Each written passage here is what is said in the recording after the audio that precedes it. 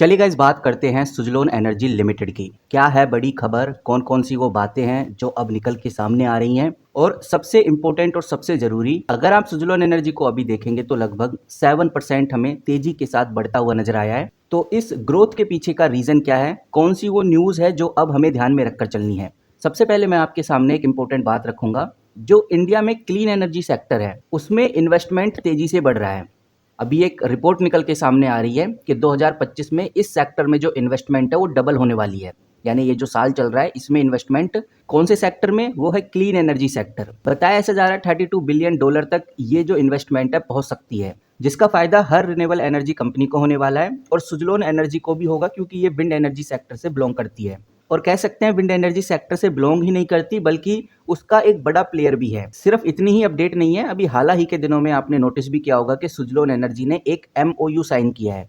MOU यानी कि memorandum of understanding, किसके साथ? आंध्र प्रदेश सरकार के साथ। और वैसे तो सुजलोन एनर्जी एमओयू साइन करती रहती है, लेकिन ये वाला एमओयू क्यों इतना खास है, इसके पीछे का रीजन यही है। ये जो एमओयू है ये इंडिया का सबसे बड़ा green skill development programme launch करने जा रहा है। पूरे इंडिया का सबसे बड़ा ग्रीन स्किल डेवलपमेंट प्रोग्राम ये रहने वाला है, और इस प्रोग्राम के तहत कंपनी की जो ब्रांड वैल्यू है वो नेक्स्ट लेवल तक चली जाएगी। और जिस कंपनी की ब्रांड वैल्यू बढ़ जाती है उस कंपनी को इन्वेस्टर्स जानते हैं, जिसकी वजह से हमें अच्छी ग्रोथ देखने को मिलती है। तो अभी तक हमने दो बड़ी बातें जानी हैं। पहला तो रिन्यूएबल एनर्जी सेक्टर में जिस तरह का इन्वेस्टमेंट हो रहा है वो काफी पॉजिटिव है। दूसरा हमने ये जाना कि भाई आंध्र प्रदेश के साथ कंपनी एमओयू साइन कर रही है। अब बात करते हैं तीसरी बड़ी खबर की। तीसरी जो बड़ी खबर है कि आज के दिन Suzlon energy future and option के सेगमेंट में ट्रेड होने वाली है। बिल्कुल, ये 1 अगस्त से स्टार्ट हो चुका है, यानी कि सुजलोन एनर्जी 1 अगस्त 2025 से डेरिवेटिव मार्केट में भी आपको देखने को मिलेगी। और बताया ऐसा जा रहा है कि जो डेरिवेटिव मार्केट में कंपनी का सिंबल होगा वो ये वाला होगा, SUZL.NS। तो कहने का मतलब ये है कि भाई अब जो ऑप्शन चैन है सुजलोन एनर्जी में भी आपको देखने को मिलेगी। ट्रेडिंग एक्टिविटी हमें ज़्यादा होती हुई नजर आएंगी, जिसमें कॉल एंड पुट ऑप्शंस के स्ट्राइक प्राइस भी आपको देखने को मिलेंगे अब सुजलोन एनर्जी में, और ओपन इंटरेस्ट की डिटेल भी आपको अब सुजलोन एनर्जी में देखने को मिलने वाली है। तो ये जो खबर है ये काफ़ी इंपॉर्टेंट है, और यही रीजन रहा है कि सुजलोन एनर्जी अभी के दिन 7-8% की तेजी में रहा है। तो अभी तक ये हो गई 3 बड़ी अपडेट। अब बात करते हैं चौथी बड़ी अपडेट की, और ये खबर जानना इन्वेस्टर के लिए बहुत जरूरी है। ये कंपनी की तरफ से ही आई है खबर, आप देख सकते हैं मैंने सुजलोन एनर्जी खोला हुआ है। मैं चलता हूँ डॉक्यूमेंट्स के अंदर। डॉक्यूमेंट्स के अंदर जाते ही एक दिन हो गया है इस अपडेट को आए, इस खबर को आए, यानी कि ये सैटरडे को खबर आई थी, आज है संडे, कल मार्केट ओपन होगी। पहले एक बार इस खबर को देख लेते हैं, और मैं थोड़ा बड़ा कर देता हूँ ताकि आपको समझने में आसानी रहे। साफ इधर लिखा हुआ है, कंपनी और मैनेजमेंट ने ये साफ बोला है कि सुजलोन के स्टॉक में जो 1 अगस्त को सुबह के दिन प्राइस में तेजी देखने को मिली और उसके बाद थोड़ी गिरावट भी देखने को मिली, ये चलता रहा। लेकिन कंपनी के हिसाब से उस वक्त कोई भी पब्लिक या इंटरनल अनाउंसमेंट ऐसी नहीं थी जिसकी वजह से तेजी या गिरावट का कोई रीजन बने। उन्होंने सेबी के सभी रूलों को फॉलो किया है, और ये जो क्लियरिफिकेशन है ये कंपनी ने एनएससी और बीएससी को सेंड करी है, साथ में पब्लिकली भी बताई है। तो कोई भी प्राइस सेंसिटिव इन्फॉर्मेशन को पब्लिक नहीं किया गया है, ऐसा इस पीडीएफ में हमें देखने को मिल रहा है। बाकी तेजी के पीछे का जो बड़ी वजह है वो मैंने आपको बता दिया कि सुजलोन एनर्जी अब डेरिवेटिव में भी आ गई है, फ्यूचर एंड ऑप्शन में भी हमें देखने को मिलेगी। तो इस वजह से इन्वेस्टर का एक्साइटमेंट इस कंपनी को लेकर काफी ज्यादा है। नाउ गाइज, अब मैं आपके सामने रखता हूँ कुछ इंपॉर्टेंट अपडेट्स। यहाँ पर आप देखिए, मैंने आपके सामने एक चार्ट खोला हुआ है, आपको साफ नजर आ रहा है। कुछ इंपॉर्टेंट रेशोज इधर डाले हुए हैं। जो रेशोज अब ग्रीन है वो ग्रीन में रहेंगे, लेकिन जो रेड हो गए हैं, जो नेगेटिव हो गए हैं, उनको हम इधर डाल देंगे, बियरिश में डाल देंगे। सबसे पहले हम एक बार मोड देख लेते हैं, इससे आपको बहुत क्लियरिटी मिलेगी कि भाई ओवरऑल चल क्या रहा है।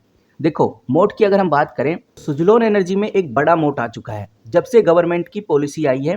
ये पॉलिसी क्या कहती है इसको थोड़ा समझ लेते हैं।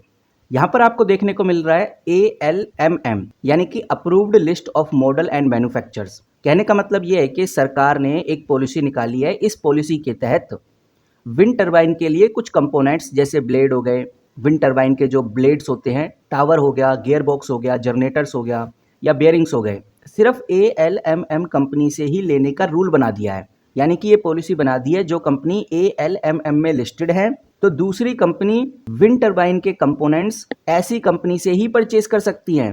कोई सेकंड ऑप्शन इन कंपनीज के पास अवेलेबल नहीं है। ऐसा इसलिए क्योंकि सरकार R&D यानी रिसर्च एंड डेवलपमेंट और डाटा सर्वर को लेकर काफ़ी चिंतित है, और वो इस चीज़ का काफ़ी ध्यान रख रही है कि टेक्नोलॉजी इंडिया से बाहर ना जाए। और इस वजह से सबसे बड़ा मोट, सबसे बड़ा फायदा, एक कॉम्पिटिटिव एडवांटेज सुजलोन एनर्जी को मिल रही है, क्योंकि सुजलोन एनर्जी के बहुत सारे कंपोनेंट ALMM में लिस्टेड हैं। तो बहुत ज़्यादा संभावनाएं हैं कि सुजलोन एनर्जी को आगे बड़े ऑर्डर मिलेंगे। इससे सुजलोन एनर्जी के लिए कंपटीशन बहुत कम हो गया है। कुछ ही डोमेस्टिक प्लेयर्स हैं जो अब डोमिनेट करेंगे, जिसमें सुजलोन एनर्जी, इनॉक्स विंड का नाम ज़्यादा देखने को मिल रहा है।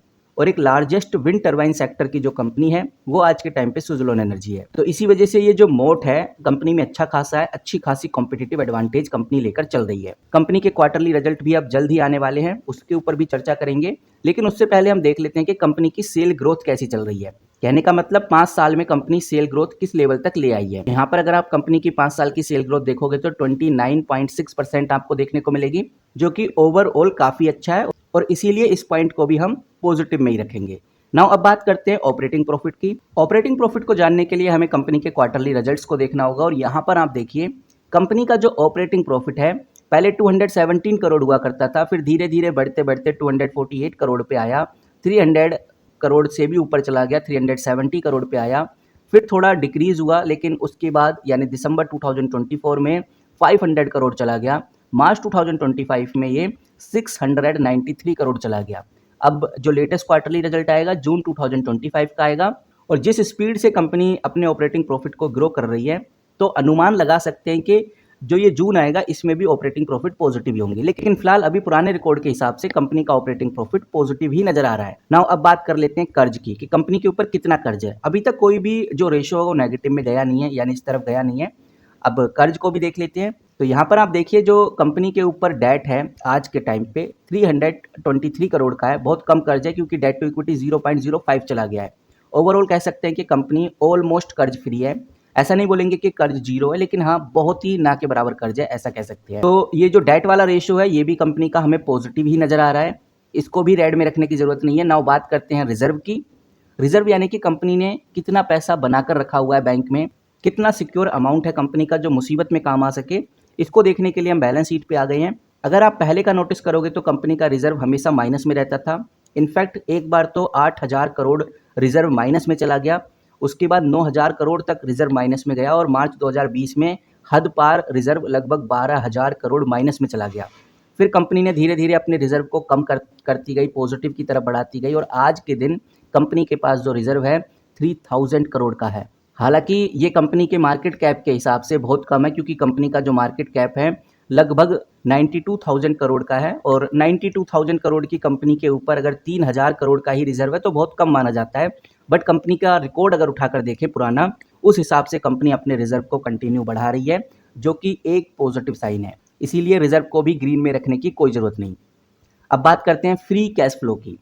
फ्री कैश फ्लो हमें ये बता देता है कि भाई वाकई में कंपनी अच्छा ग्रो कर रही है, क्योंकि अगर फ्री कैश फ्लो पॉजिटिव है तो इसका मतलब कंपनी रेवेन्यू जनरेट अच्छा कर रही है। फ्री कैश फ्लो 724 करोड़ है, पॉजिटिव नजर आ रहा है।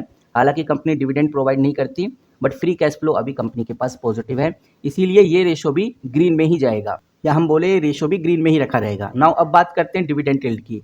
तो डिविडेंड यील्ड में हमें साफ नजर आ रहा है कि भाई कंपनी किसी भी तरह का कोई डिविडेंड नहीं देती। तो अगर डिविडेंड नहीं देती इसका मतलब ये एक नेगेटिव पॉइंट माना जाएगा। हालांकि कुछ लोग डिविडेंड को पॉजिटिव मानते हैं, बट यहाँ पर अगर देखा जाए तो एक लार्जेस्ट कंपनी है, अच्छा खासा मार्केट कैप रखती है, फ्री कैश फ्लो भी पॉजिटिव है, तो इस हिसाब से कंपनी को डिविडेंड पे आउट करना चाहिए, बट अभी नहीं कर रही, तो इसीलिए ये वाला रेशो हम नेगेटिव रखते हैं।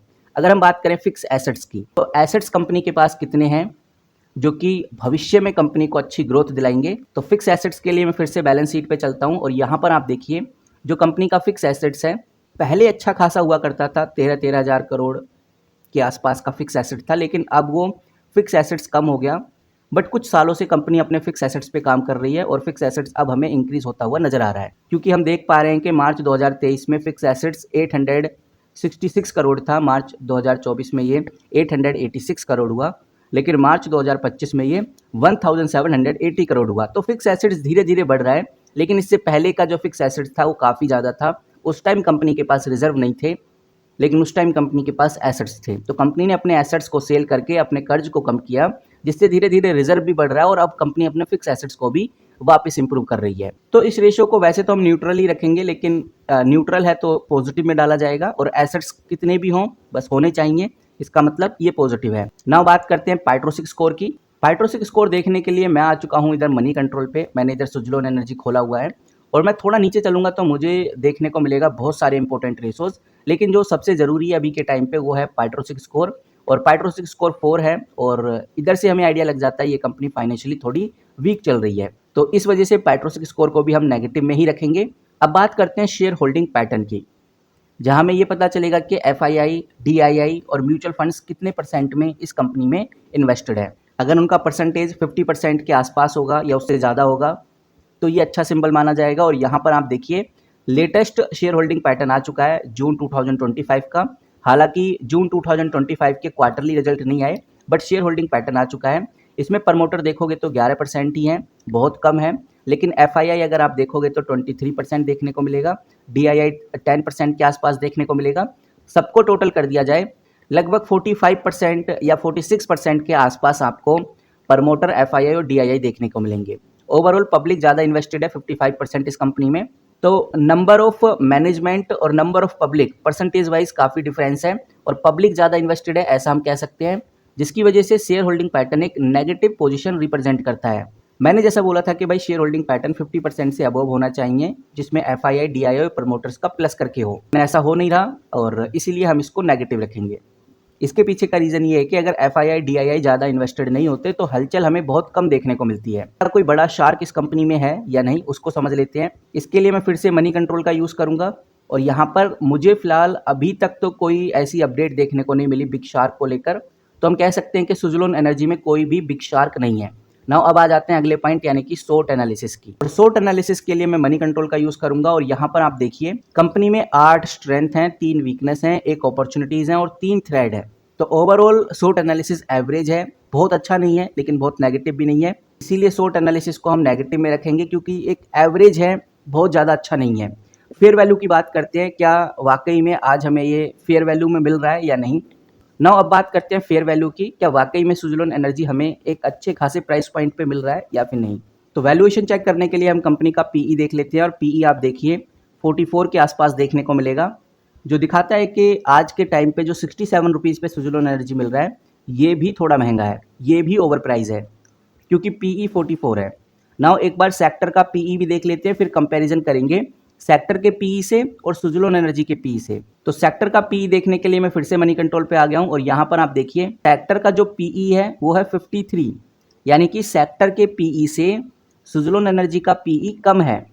और इस वजह से हम कह सकते हैं कि हाँ वाकई में कंपनी हमें फेयर वैल्यू में ही मिल रही है, ऐसा नहीं बोलेंगे कि ओवर प्राइस हो चुका है, क्योंकि सेक्टर का पीई 53 के आसपास है।